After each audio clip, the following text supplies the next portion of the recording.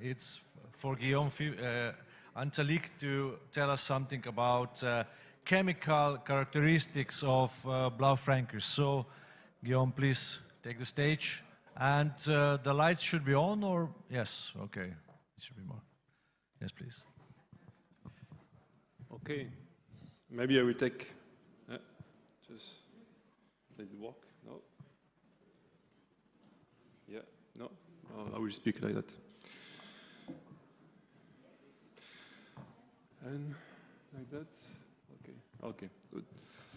So I won't bother you too much with too much chemistry because it's already late. But I would like to show you a few results that we recently obtained on the chemical characterization of sensory typicality somehow, or typicality on the Blaufränkisch wine.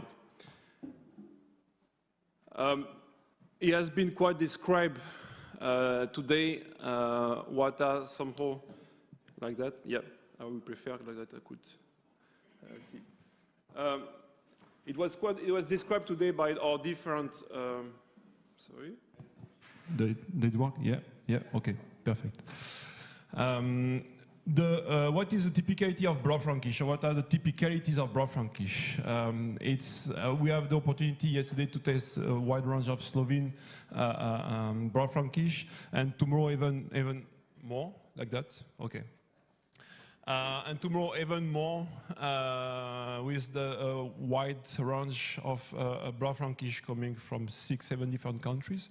But even if when you go to Austria, if you go to Carnuntum, when you have like more red fruit driven, and when you go more to Mittelburgenland, which is more this dark fruit, spicy character, we have, despite all these typicalities, there's always this characteristics of freshness, acidity that we were speaking about, floral character, go from red fruit to more darker fruit.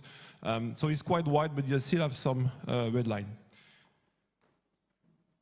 But so far, actually it was pretty difficult for me to find when I came here, and now you are a bit all familiar with my love for this variety. And as a wine scientist also, I was just really eager to find, okay, what has been done so far on this variety from scientific point of view, and as expert in wine aromas and say working a lot on wine typicality and sensory parts also. I couldn't find much actually which has been done, and that's also why I wanted to link with my colleague from Klosterneburg to discuss, because the problem that we have in this part of Europe, in Austria it's the case, in Hungary it's even not the case. A lot of studies done here are just kept and not published, and when I publish in their own language, German or Hungarian, so not the whole world can read them. And but in fact, it's what is available in the literature is very few. I found these two studies. The first one on the left is from Hungary, done like I think it like about 15 years ago. I didn't learn much here, and also recently, but that is more on the, let's say, wine composition, not related to aromas. It's more kind of basic wine composition. It was done in Slovenia, actually, by some colleagues from Ljubljana University. So the idea of this, to start to work on it, it was basic. Let's select some wine. And sorry, I forgot to mention that this, and I can mention here, this work, of course, has been done at the University of Novogorica, where I'm working, and with our team present here, our colleague from the labs, but also it was done in the context of bachelor thesis, actually, and it was done in collaboration with the University of Bordeaux also, and you will see that now. So what we did, we picked different, about, you see, nearly 80 Blaufränkisch wines from two different vintages to avoid to have the wide vintage effect. It was mainly from Austria and Slovenia. It's a start. So of course the next step will be to get samples more from Hungary, from Croatia, from Slovakia, and etc., from Germany also. And we just did some basic analysis of parameters that are important for the expression of the typicality of Blaufränkisch wines based the wine magazine. When you go and see the producer, when you start to taste a lot of Blaufränkisch, there is quite some descriptors which are coming back. So it was first some important for taste, and we are speaking about freshness, so we did some basic analysis of pH and total acidity, also in different organic acids, but I won't show you that because we still have to process the data. But also the extra layer, which was very interesting for me, it's one of we are speaking about the freshness acidity. And when you come to that, it is really characteristic that we should keep for this variety. For certain consumer, it's still, especially when you have a bit of rustic tannin, it can be a bit problematic. So my idea was to try to look at also compounds which can a bit soft this acidity, and some compound responsible of sweetness. And there's only one group working in the world for now, very highly expert on this kind of compound. They are in Bordeaux, and it's from a group led by my colleague and friend, Professor Axel Marshall. And they were analyzing this wine for compounds which were recently shown to contribute to sweetness of dry wines, which is called acetyl isomers. In terms of aromatic compound, you will see we had a range of compounds coming from the fermentation, but of course also from the grape. So what did we have? That's not revolutionary, but it's good to put a bit of numbers and just to realize that when you analyze simple parameter, when you compare, and also what is very important, I didn't mention before, if you want to know, to highlight the characteristic of something, it's always interesting to compare to something which is very different. We did it successfully in the past when we were working in Australia, highlighting some new compounds responsible of the typicality of Australian Cabernet Sauvignon, and comparing Cabernet Sauvignon with Shiraz wine. And here the idea was the same. Let's take Blaufränkisch, let's compare with kind of benchmark international variety from the same regions, okay, or country. Because sometimes, especially in Slovenia, you won't find, in general, Bordeaux variety grown in the same region as Blaufränkisch.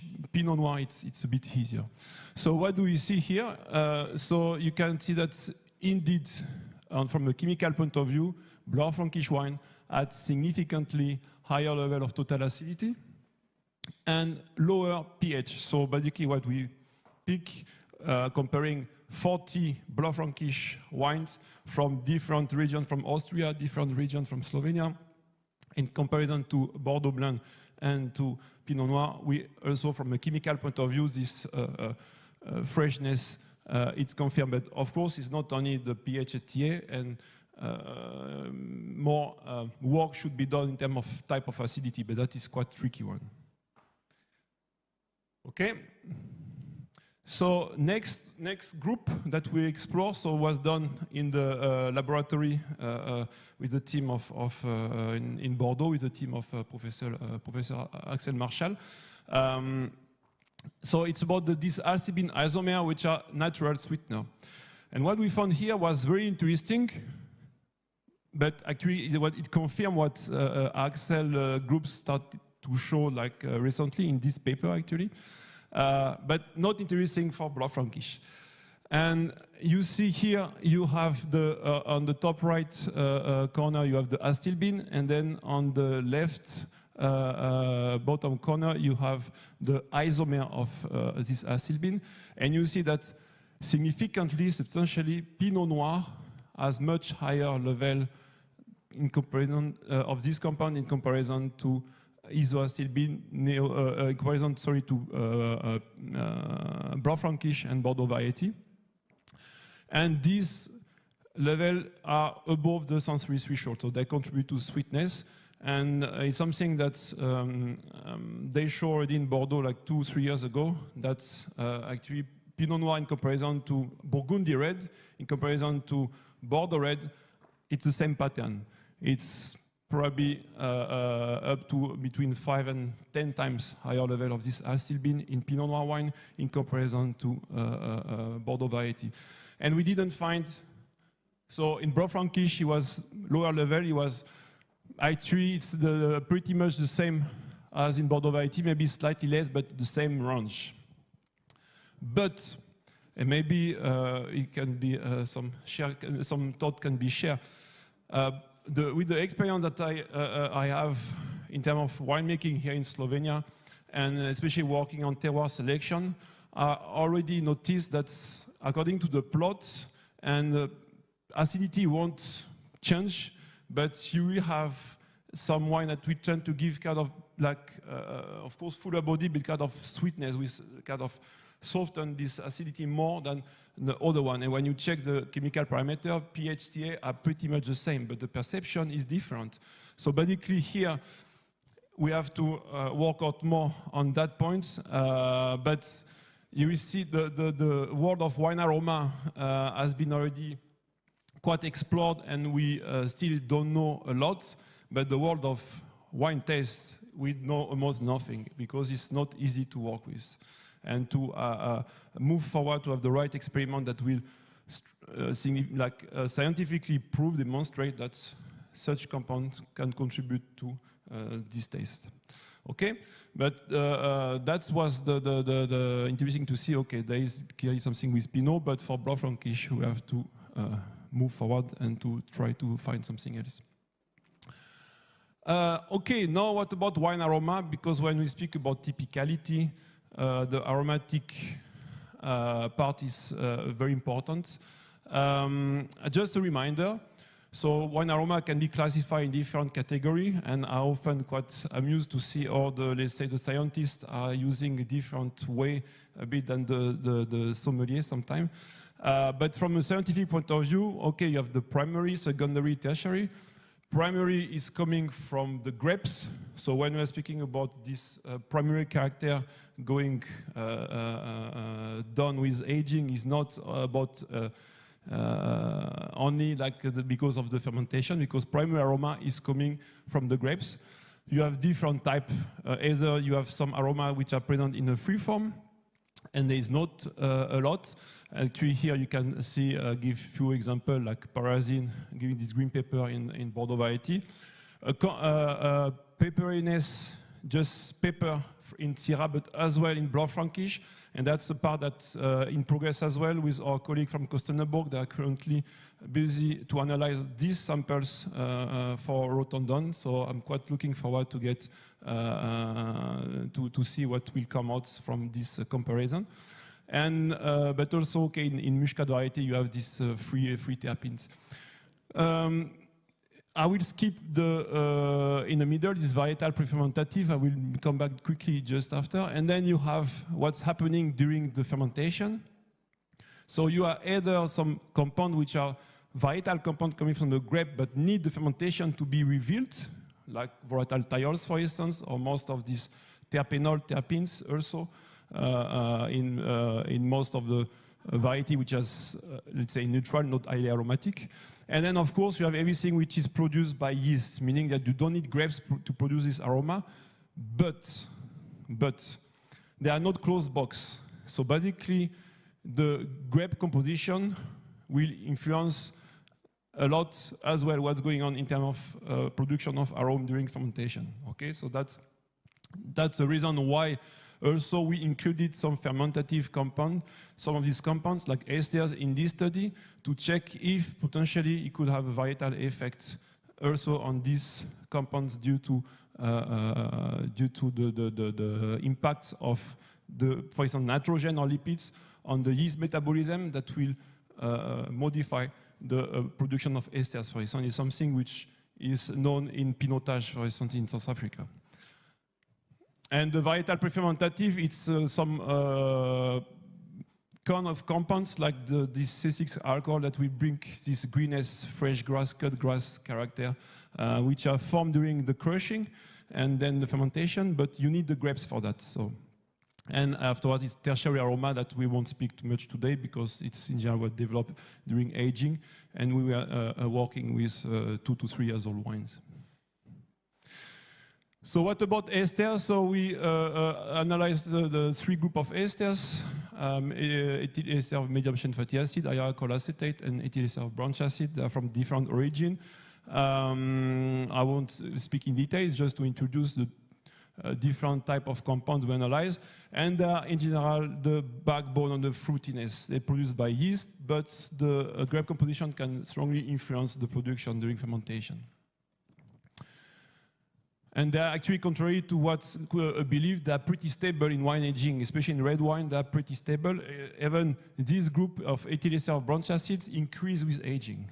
Okay, so somehow when this very fruity fermentative aroma, especially in red wine, fade away with time, is not only due to these compounds are going down because they're pretty stable, it's more due to complexity, chemical reaction happening with other compounds that start to balance. You know, it's aromas. It's always a question of layers, okay? So what do we find out here? If we look at the whole group of esters, it was actually nothing much happening, no varietal differences. If you have the total esters, why we do that? Because why we show like that, putting compound together, doing a sum.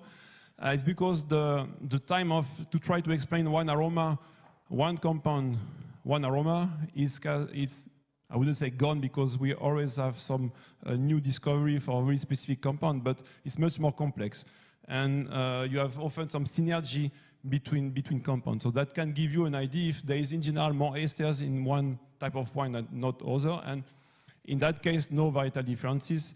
It was somehow not that surprising.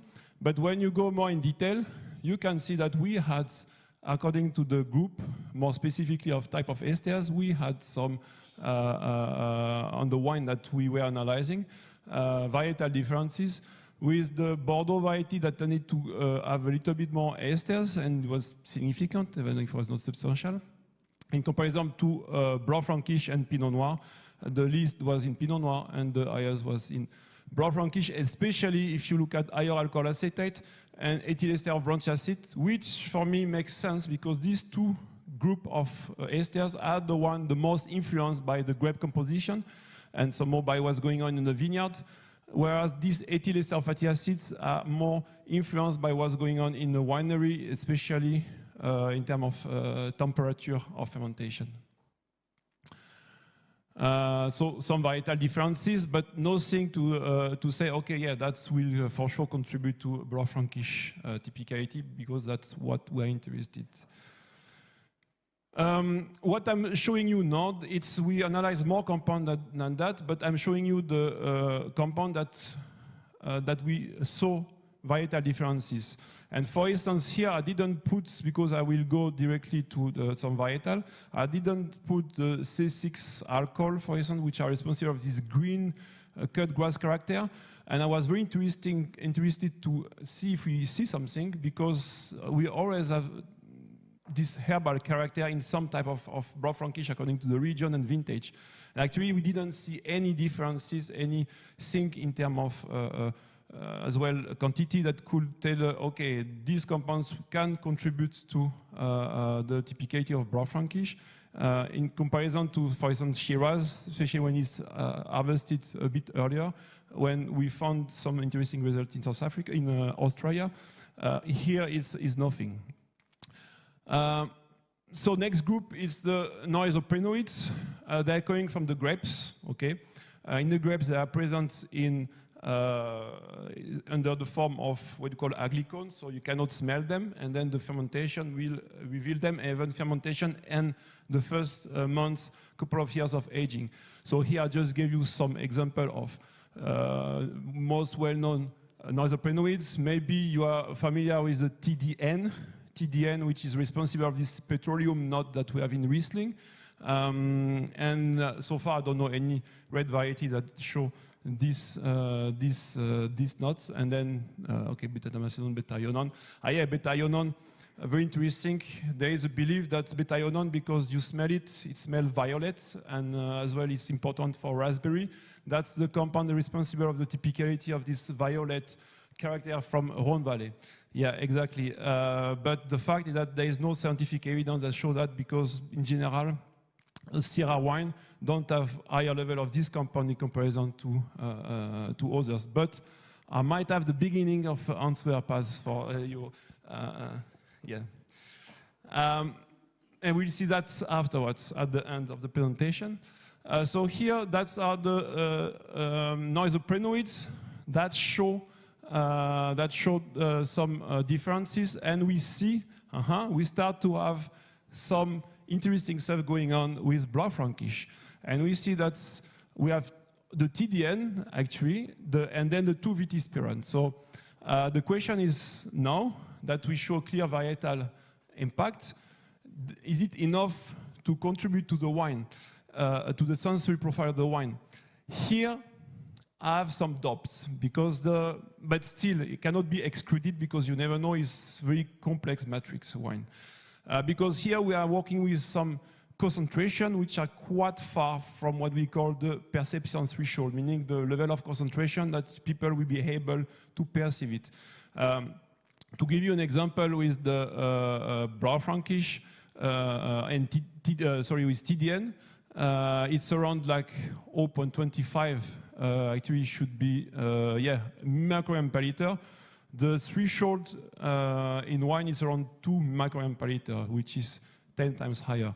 So even in the case of this synergistic effect, meaning that even when you have compound at very low level, that you shouldn't be able to perceive them, they can contribute to wine aroma. Here, I think we're pretty far, but you never know, okay? And I think there is some, you have some data as well about all this part, and I know that in the Kostenenburg, they are working on this aspect and to try to figure out something. So more results will come in the future. And then VT spiran also is quite far from the reported sensory threshold, but of course that will have to be confirmed. Next one, I went a bit fast. There we go.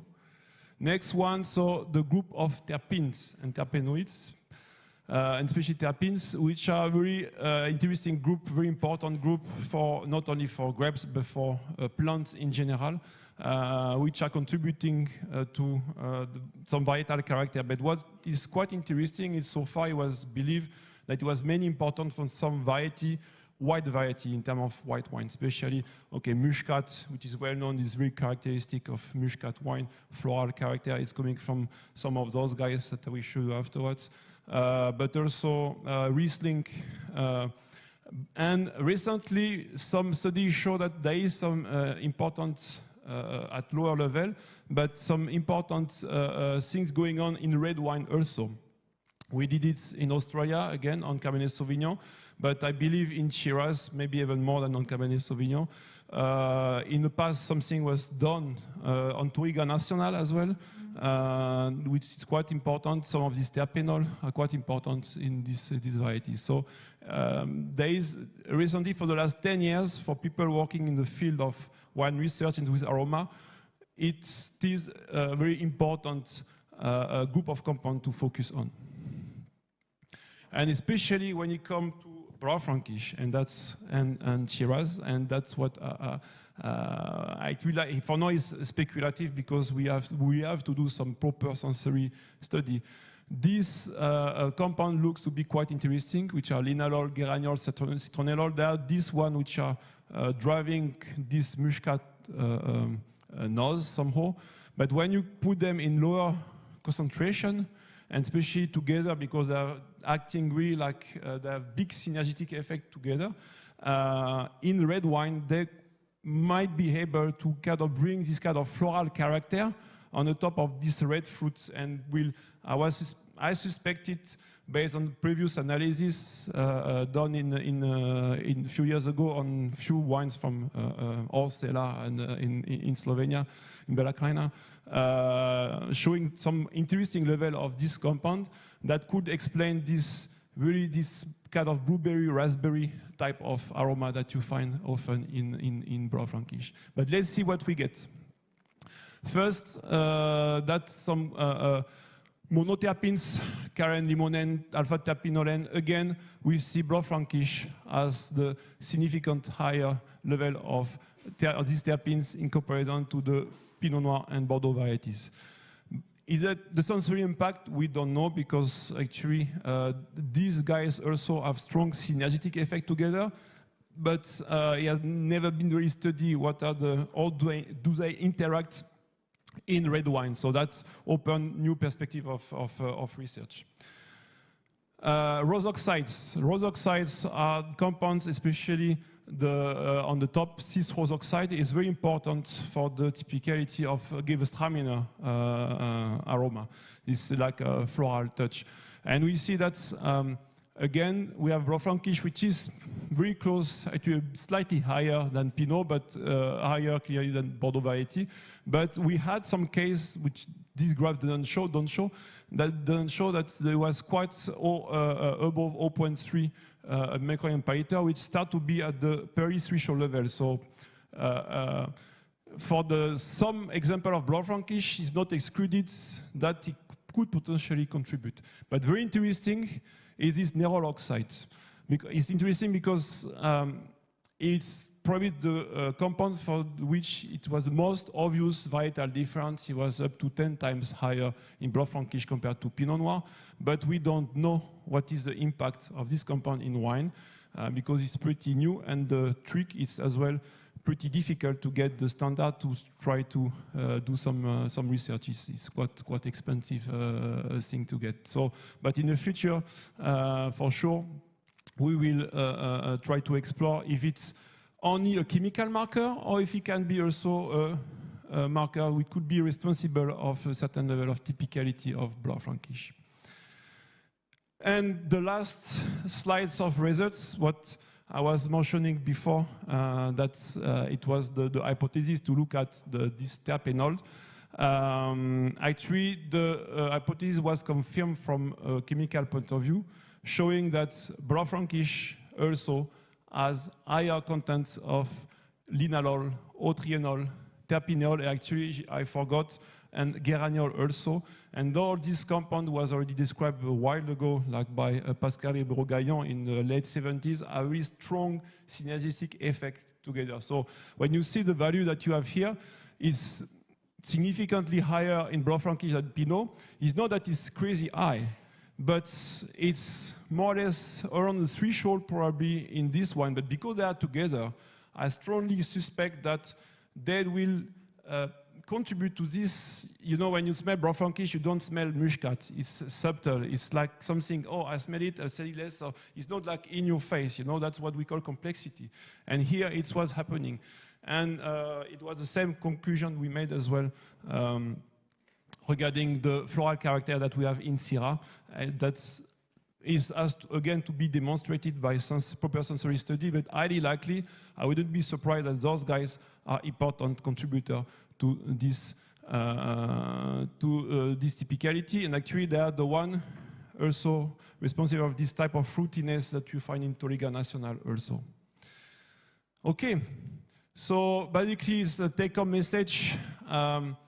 So Blaufränkisch wines have higher, let's say, acidity parameter, higher TA, lower pH. So that was kind of logical, but at least we show in the study. Terpenes seem to be an important group of compounds for Blaufränkisch aromatic typicality, and that for me makes sense also. By experience, I could, with someone really vital Blaufränkisch, like this floral character, spicy, and very fruity, but with quite low level of esters and quite higher level of terpenes. So meaning that they are really, I believe they are really the main driver, this group of compound, which is complex group of compound, that are the main driver of Blaufränkisch typicality.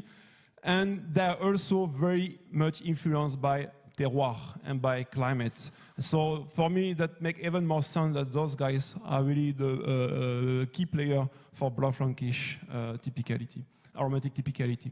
And especially when you look at the terpenols, which could, I think, play a key role in this floral of this shade of fruity notes like blueberry, raspberry type of compound. We need to do some complementary analysis. Some are on the way, as I said, for the rotondon, for instance, which are responsible for the peppery character, and so on and more. And of course, we need to do more future sensory studies, and also to explore the next step, the regional terroir difference, and to see what's going on with samples coming from Hungary, coming from Slovakia, coming from a bit different place, but also to have maybe a bigger range of one country like Austria or Slovenia to see the different regions, sub-regions, etc., etc. So that's the next step. So thank you very much for your attention, and as people say here, especially in Sevnica, Mislim modro. Thank you, hvala. Thank you, Guillaume.